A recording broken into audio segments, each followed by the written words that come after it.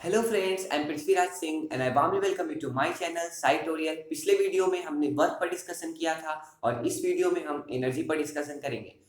पर सबसे पहले पिछले वीडियो में लास्ट के वक्त मैंने एक ब्रेन टीजर दिया था आप सभी को और उसका आंसर मैं इस वीडियो में दूंगा। वो ब्रेन टीजर था, हम एक बार और रिकॉल कर ले कि एक आदमी है, वो दीवार को धक्का दे रहा है, मतलब बहुत टाइम से धक्का दे रहा है, न ही दीवार में डिस्प्लेसमेंट है न ही उस आदमी में डिस्प्लेसमेंट है। तब क्या उस आदमी का एनर्जी खर्च हो रहा है कि नहीं? पर इसका आंसर ये है कि उस आदमी का एनर्जी खर्च हो रहा है क्योंकि वो एक लिविंग ऑर्गेनिज्म है। जैसे कि वो लिविंग ऑर्गेनिज्म है, उसके अंदर बहुत सारे बायोलॉजिकल इवेंट्स होते रहते हैं, जैसे heart pump bloods, kidney filters the blood, lungs help in respiration by contraction and relaxation। Then ये सभी काम करने के लिए एनर्जी की बहुत ज़रूरत होती है। तो और उसके मसल्स धक्का देते वक्त बहुत ही स्ट्रेस्ड पोजीशन में है, जिसके कारण हार्ट को उन स्ट्रेस्ड मसल्स पर और ज़्यादा मात्रा में ब्लड पहुंचाना होगा। तो हार्ट को ज़्यादा बार पंप करना होगा, तो ज़्यादा बार पंप करने के लिए उसको ज़्यादा एनर्जी चाहिए। इसका मतलब कि अगर वो लिविंग ऑर्गेनिज्म है फर्स्ट पर्सन, तो उसमें उसका एनर्जी खर्च होगा।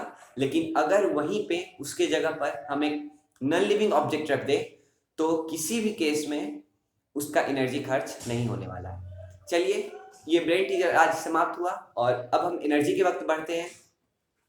एनर्जी की तरफ में हम जाते वक्त पहले डिस्कस कर सकते हैं एनर्जी हम किसे कहते हैं। हम लोग बात करते हैं मेनली बोलचाल की भाषा में कि तुम्हारी एनर्जी ज़्यादा है, मेरी एनर्जी तुमसे ज़्यादा है। जैसे energy drinks, energy potions, nuclear energy, atomic energy. लेकिन हम सबसे पहले बात करते हैं एनर्जी साइंस की तरफ से एनर्जी को क्या कहते हैं।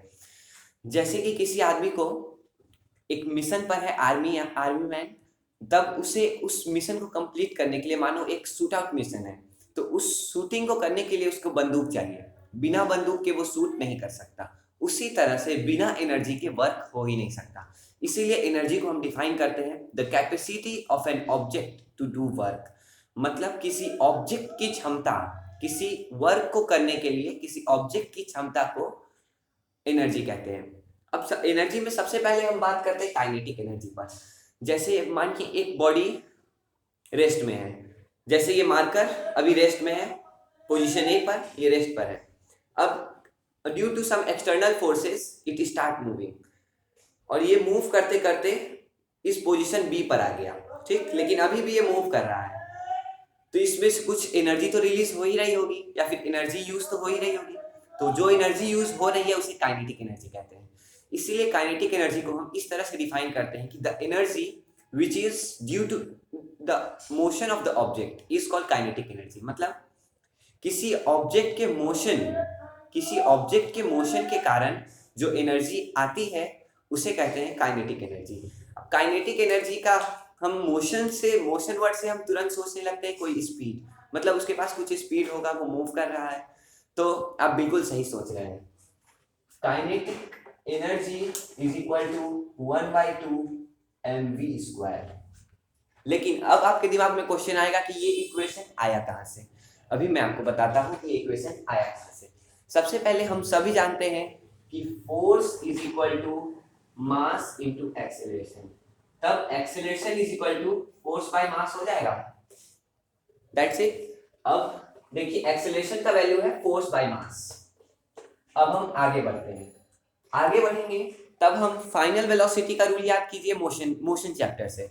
जैसे कोई भी ऑब्जेक्ट है, इस पॉइंट पर है, ओके, इस ए पर है ये बॉक्स, अब इस बी पोजीशन पर जाना है इस बॉक्स को। तब मान लीजिए ये रेस्ट पर है, मतलब इसकी वेलोसिटी यहाँ पर 0 है। अब ये यहां जाने के क्रम में अपनी वेलोसिटी इंक्रीज करेगा। जब ये बी पॉइंट पर होगा तब उसकी एक सर्टेन वेलोसिटी होगी जिसे हम फाइनल वेलोसिटी कह सकते हैं, क्योंकि ये बी इसका फाइनल पॉइंट है जर्नी का। सो इसी कारण से और मोशन के फाइनल वेलोसिटी के इक्वेशन से हम निकाल सकते हैं v² is equal to u² plus 2as। Okay, जैसा कि मैंने आपको पहले ही बताया, u यहाँ इस केस में 0 था, तो v² is equal to 2as। अब a का वैल्यू क्या था? ए का वैल्यू फोर्स बाय मास था, तो हम इसको लिख सकते हैं 2 into force by mass into displacement, लिख सकते हैं। और अब फोर्स इंटू डिस्प्लेसमेंट मतलब क्या होता है? फोर्स इंटू डिस्प्लेसमेंट मतलब होता है वर्क। अब देखिए, आप आराम से इस बात को समझिए कि अगर कोई ऑब्जेक्ट किसी पोजीशन पर है, उसका वेलोसिटी 0 है, ओके, इसका मतलब उसमें काइनेटिक एनर्जी 0 है और वर्क डन भी 0 है। वो वहां से चलना शुरू किया, मतलब उस पर कोई वर्क किया गया जिसके कारण उसमें कुछ डिस्प्लेसमेंट आया।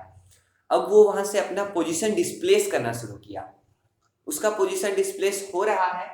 और अब आगे जाकर हम देख सकते हैं कि किसी भी पॉइंट पर, अगर स्टार्टिंग पॉइंट पे काइनेटिक एनर्जी 0 था, तो किसी और पॉइंट पर increase in kinetic energy, okay, increase in kinetic energy is equal to the total kinetic energy on that point.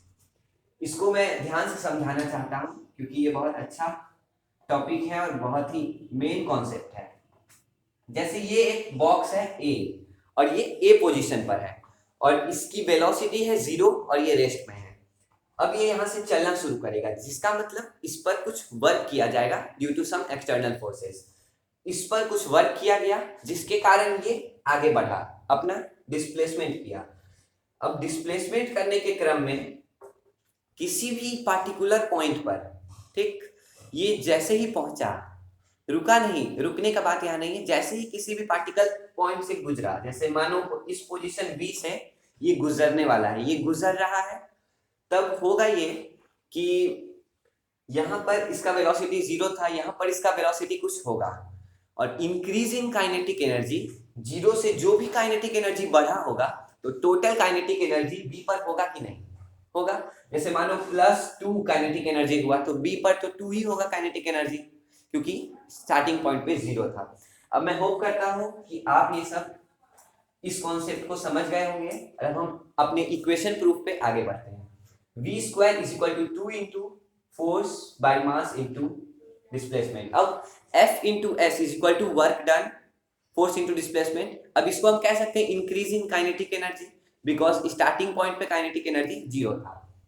तब हम यहां से निकाल सकते हैं force into displacement is equal to, mass आ जाएगा इधर mv² और ये 2 ऊपर है तो उधर जाके डिवाइड में नीचे आ जाएगा इंटू 1/2 आ गया।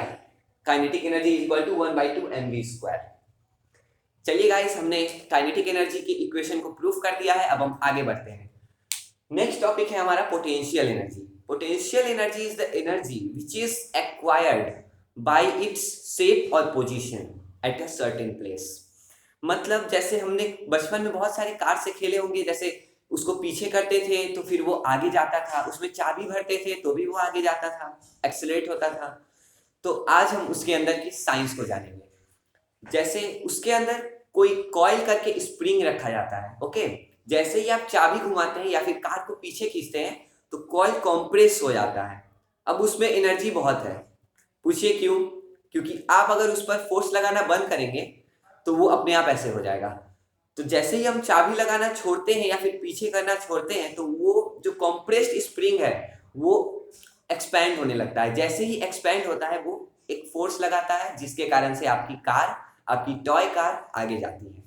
तो हमने इसके पीछे के साइंस को देख लिया और जो एनर्जी वहां रिलीज किया गया उस कॉम्प्रेस्ड स्प्रिंग के द्वारा, उसे ही पोटेंशियल एनर्जी कहते हैं। पोटेंशियल एनर्जी 2 टाइप के हो सकते हैं। मैं इसको वाइप कर लेता हूं, उसके बाद में बताता हूं। पोटेंशियल एनर्जी 2 टाइप के हो सकते हैं। पहला, बिकॉज ऑफ पोजीशन। जैसे कि मानिए ये सरफेस है, ये ग्राउंड सरफेस है, इस पे मैंने मार्कर रख दिया। अभी इसमें कोई एनर्जी नहीं है क्योंकि इसका कुछ हाइट नहीं है, मेरे हाथ के सरफेस से इसकी हाइट कुछ भी नहीं है। लेकिन अगर मैंने इसे यहां रख दिया, ओके, अभी इसके पास कुछ पोटेंशियल एनर्जी है, वो भी gravitational potential energy of height, क्योंकि अर्थ ग्रेविटी से खींच रहा है। मानिए ये सरफेस है अर्थ का, तो इस पर, इस मार्कर पर कुछ फोर्स लग रहा होगा, तो ग्रेविटेशनल पोटेंशियल एनर्जी इसे कहते हैं। तो हम जैसे ही इसे छोड़ें तो ये अपने एनर्जी के कारण नीचे सरफेस पर चला जाएगा, तो इसे हम कहेंगे potential energy due to gravitation. और दूसरा टाइप होता है पोटेंशियल एनर्जी का ड्यू टू शेप। जैसे हमने कार में बात किया, कंप्रेस्ड स्प्रिंग जब एक्सपैंड होता है तब वो अपना पोटेंशियल एनर्जी रिलीज करता है। उसी तरह से अब पोटेंशियल एनर्जी का इक्वेशन क्या है आप जानना चाहेंगे। Potential energy is equal to m into g into h. m मतलब mass, g is equal to acceleration due to gravity और h is equal to height. अब आपका क्वेश्चन होगा कि पोटेंशियल एनर्जी का ये इक्वेशन कहाँ कहाँ लागू हो सकता है। अगर रेडियस ऑफ अर्थ होता है, radius of earth is equal to 6400 kilometre. It's huge. So अगर इसके कंपैरिजन में अगर बहुत छोटे छोटे नेग्लिजिबल अमाउंट होंगे डिस्टेंस के, तब पोटेंशियल एनर्जी आपका काम होगा। जैसे 100 मीटर 200 मीटर, लगभग जैसे बिल्डिंग, ओके, बिल्डिंग पर से आप कोई चीज ड्रॉप किए, ओके, तब इसी सब चीज में इस पोटेंशियल एनर्जी के इस इक्वेशन का काम आएगा। अब मैं बताता हूं कि इस पोटेंशियल एनर्जी के इक्वेशन का डेराइवेशन कैसे होता है। मैं इसको प्रूफ करके दिखाता हूं।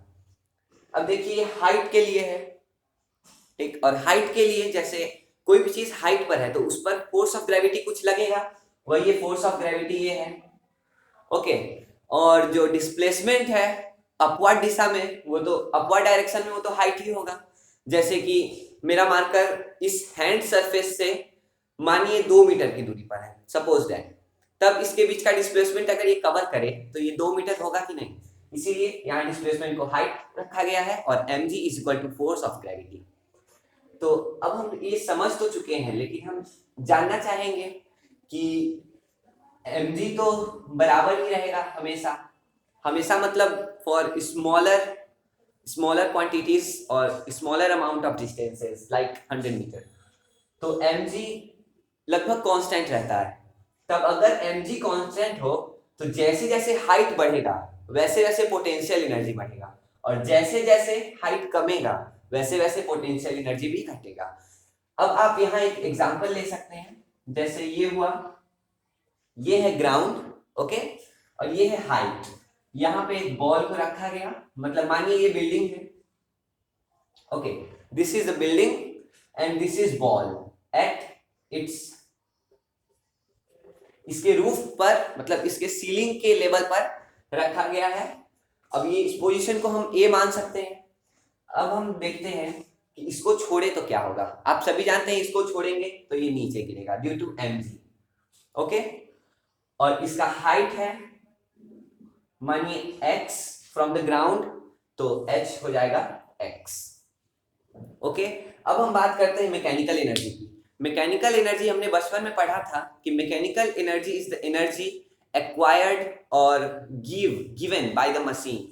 मतलब मशीन से जो भी हम एनर्जी लेते हैं, मशीन जो भी एनर्जी ट्रांसफर करती है, उसे मैकेनिकल एनर्जी कहते हैं।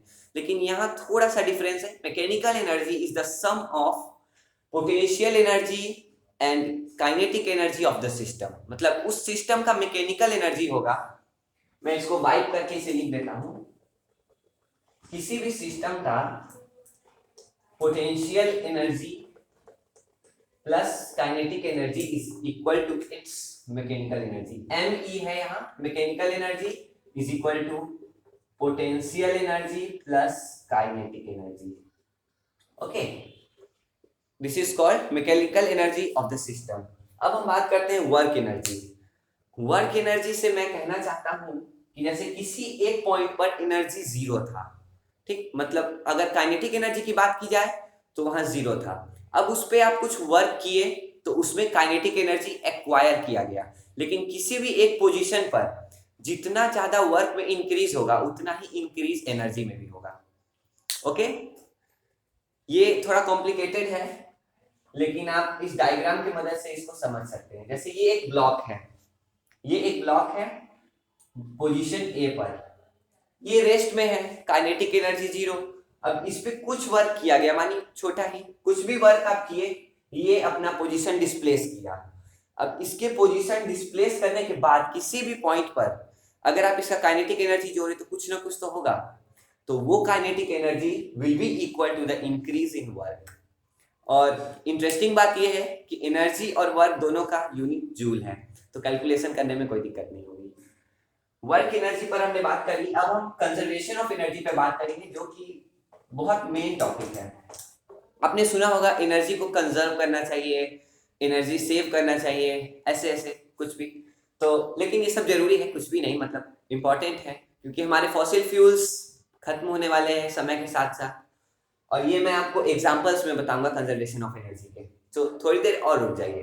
कंजर्वेशन ऑफ एनर्जी मतलब law of conservation of energy है एक, जिसका कहने का मतलब है कि energy can neither be created nor be destroyed, it can only transform into another form.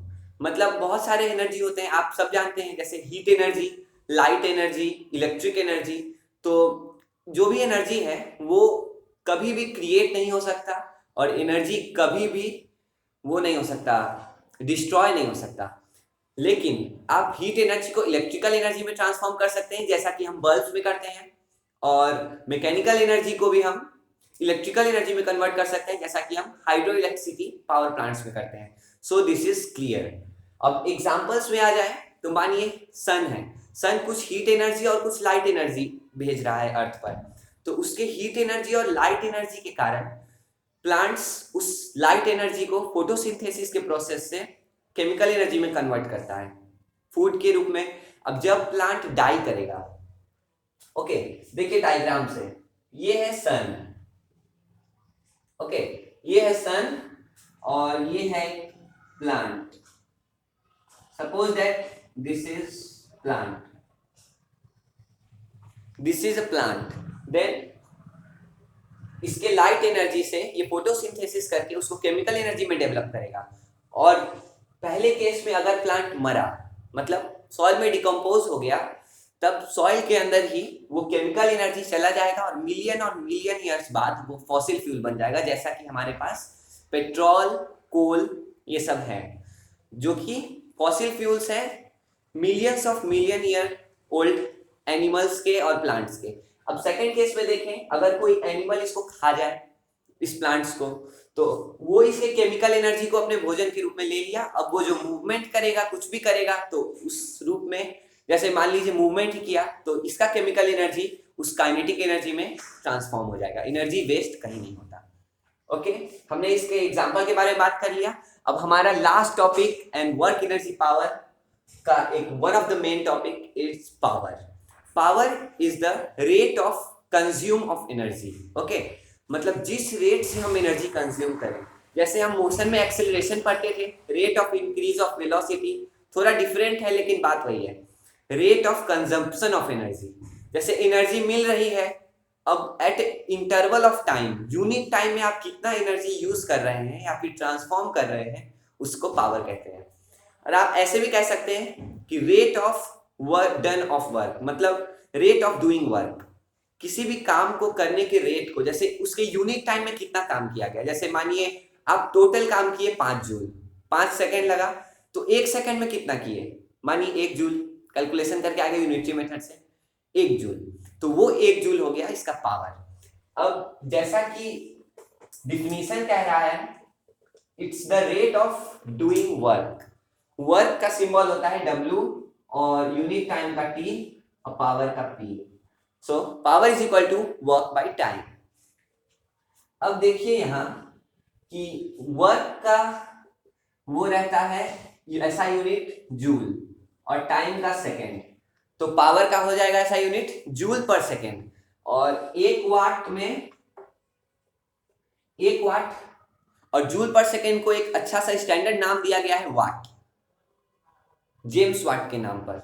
अब ये 1 watt is equal to 1 joule per second, मतलब 1 सेकेंड में 1 जूल एनर्जी को कंज्यूम किया जा रहा है, या फिर 1 सेकेंड में 1 जूल एनर्जी को ट्रांसफॉर्म किया जा रहा है अनदर फॉर्म में, या फिर 1 जूल वर्क 1 सेकेंड में डन किया जा रहा है। तब मैं आशा करता हूं कि आप ये समझ चुके होंगे, और मैं कुछ और भी यहां लिख देता हूं, जैसे units 1000 watt is equal to 1 kilowatt, okay, and 1 megawatt is equal to 10 पे पावर 6 वाट। मतलब मैंने इसको उल्टा इसलिए लिखा है क्योंकि उल्टा देखने से थोड़ा और ब्रेन इनहेंस होता है, मतलब ब्रेन के एक्सरसाइजेस छोटे मोटे समझ लीजिए। 1000 वाट मतलब 1 किलोवाट। अब किलोवाट तो हो गया, अब उससे बड़ा क्वांटिटी मेगावाट। 1 मेगावाट में 10 पे पावर 6 वाट होते हैं। अब ये हम समझ चुके हैं। अब कॉमर्शियल यूनिट, जैसे आपके दिमाग में अभी इलेक्ट्रिसिटी से आ रहा होगा, जैसे हमारे घर में एसी से इतने यूनिट उठते हैं, इन्वर्टर से इतने यूनिट, फ्रिज से इतने यूनिट, तो वो यूनिट क्या है? जैसा कि मैंने बताया, power is the rate of consumption of energy, तब commercial unit of energy is called unit, named as unit, जो होता है 1 किलोवाट आवर। और इससे हम पता लगा सकते हैं वर्क का यूनिट होता है जूल। अभी रुकिए, मैं आपको ये अच्छे से समझाता हूं, ये एक बहुत इंटरेस्टिंग टॉपिक है। ये देखिए, power is equal to work by time, तो work is equal to power into time, है कि नहीं? पावर इनटू टाइम, तब हो जाएगा वाट इनटू सेकेंड, मतलब joule by second into second is equal to joule. तो हम यहां से एनर्जी भी निकाल सकते हैं। तो किलोवाट आवर से कुछ ऐसा ही प्रतीत हो रहा है कि किलोवाट जो है वो पावर है, means 1000 watts, and hour is 3600 seconds. तो इसमें कितना एनर्जी होगा, आइए देखते हैं। किलोवाट मतलब 1000 watt into 3600 seconds. 3600 is the second, hour को सेकेंड में कन्वर्ट किया गया है और किलोवाट को वाट में कन्वर्ट किया गया है, इसलिए 1000 आ गया है। टोटल किया जाए तो 3.6 इंटू 12345 जूल्स। ओके, मतलब 1 किलोवाट आवर मींस एक यूनिट में 3.6 into 10 to the power 6 joules of energy होते हैं। ओके, और जैसे कि आप बल्ब पे देखते हैं 100 वाट 1000 वाट हीटर्स पर, जैसे 100 वाट का मतलब हुआ वो 100 जूल्स ऑफ एनर्जी यूज करता है 1 सेकेंड में। सोचिए, अब हमारा वर्क एनर्जी पावर्स का सेशन समाप्त हुआ, और अब आपको कोई भी इन तीनों में से किसी में भी आपको कोई भी प्रॉब्लम हो, आप बेझिझक YouTube पर कमेंट कर सकते हैं। मैं आशा करूंगा कि आपको कोई प्रॉब्लम हो, क्योंकि अच्छे से समझते वही हैं। जैसे बुद्ध भगवान का कोट है ना कि जो मूर्ख होते हैं वही सब जानते हैं, जो बुद्धिमान होते हैं वो थोड़ा ही जानते हैं। इसीलिए मैं आशा करता हूँ आपकी कुछ प्रॉब्लम्स तो जरूर होंगी, आप बेझिझक उसको YouTube कमेंट पर लिख के शेयर कीजिए। और आपको जो भी टॉपिक प्रॉब्लम हो या फिर आपको जो भी टॉपिक डिस्कस करने का मन हो, आप बेझिझक YouTube कमेंट पे लिख सकते हैं। और मैं आज यहीं पे इस सेशन को इन करता हूँ। अगले सेशन में आपके मनपसंद टॉपिक पर फिर से डिस्कशन शुरू करेंगे। Thank you guys, bye.